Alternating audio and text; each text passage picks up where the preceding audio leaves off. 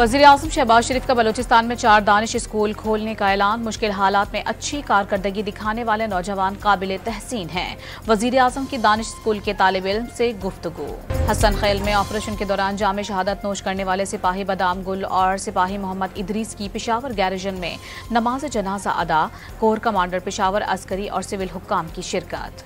Justice Alia नीलम ने Lahore high court की पहली खातून चीफ जस्टिस के ओहदे का हलफ उठा लिया। गवर्नर पंजाब सरदार सलीम हैदर खान ने हलफ लिया। तकरीब वजीर आला पंजाब मरियम नवाज, जजेस और वकला ने शिरकत की।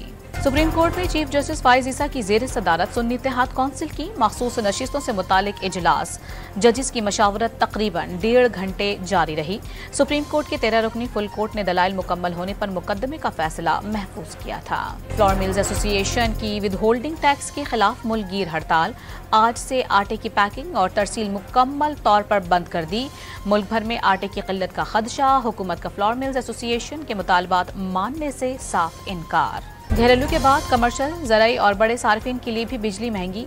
कमर्शियल निर्ख 77 रुपये 15 पैसे, ज़राई 46 रुपये 83 पैसे और बल्क सार्फिन के लिए निर्ख 59 रुपये 96 पैसे फी यूनिट हो जाएंगे। विफाकी काबिना ने मंजूरी दे दी। बाजोड़ के हल्का PK-22 में ज़िमनी इलेक्शन के लिए पोलिंग जारी। 11 उम्मीदवार किस्मत आजमाने के लिए मैदान में उतर गए। 1.5 लाख से जायद शहरी हक राय दही इस्तेमाल करेंगे। सिक्योरिटी के सख्त इंतजामात। और स्वाबी में घरेलू तनाज़े पर सगे भाई की फायरिंग से 3 बहनें जाँ बहक। वाक़े के बाद मुलजिम फरार।